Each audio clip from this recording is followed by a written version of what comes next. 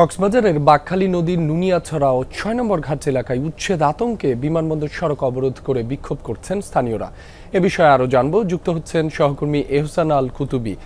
এহসান, স্থানীয়রা কি বলছেন, সার্বিক পরিস্থিতি কেমন দেখছেন, উচ্ছেদ অভিযান নিয়ে বিআইডব্লিউটি এর পক্ষ থেকে কি বলা হচ্ছে?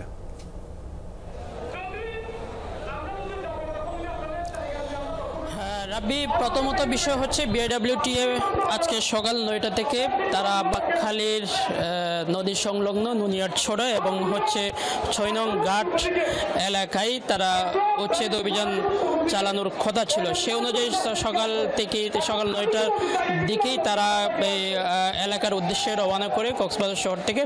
ঠিক ওই মুহূর্তেই যখন তারা বিমানবন্দর সড়কে আসে, স্থানীয়রা বিক্ষুব্ধ, স্থানীয় সাধারণ মানুষ তারা কিন্তু এখানে এসে ব্যারিকেড সৃষ্টি করে এবং টায়ার জ্বালিয়ে তারা সড়ক অবরোধ করে রাখে। এটা যেহেতু এই সড়কটা বিমানবন্দর সড়ক, এখানে অনেক যাত্রী বিমানের ঢাকা সহ বিভিন্ন জায়গায় যাবেন, সে উদ্দেশ্যে তাদেরকে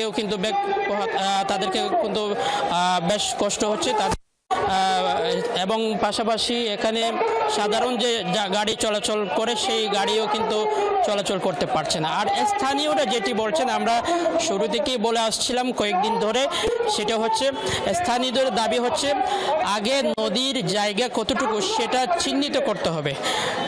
সেটা চিহ্নিত না করে, সেটা পরিমাপ না করে, কোনো ধরনের কাগজপত্র না দেখে বিআইডব্লিউটিএ অভিযান চালাচ্ছে। এই একই দাবি কিন্তু কক্সবাজারের যে পেশকারপাড়ায় গত পরশুদিন বাধা দিয়েছিল উচ্ছেদ অভিযানে, তারাও করেছে এবং আজকে যারা এখানে অবরোধ করছেন, বিক্ষোভ করছেন, তারাও করছে।